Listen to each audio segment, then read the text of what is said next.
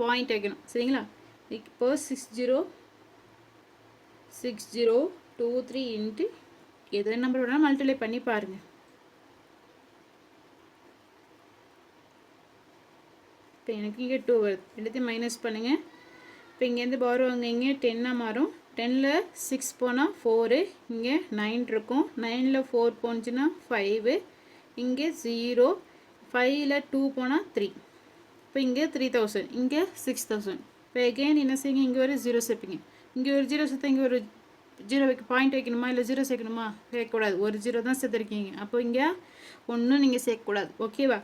இப்போது இன்ட்டு 5ஓட பண்ணி பாருங்கள். 5 to எது வேணாலும் பண்ணி பாருங்கள். எனக்கு தெரியுங்கன்னா டைரெக்டாக போட்டுட்ருக்கேன்.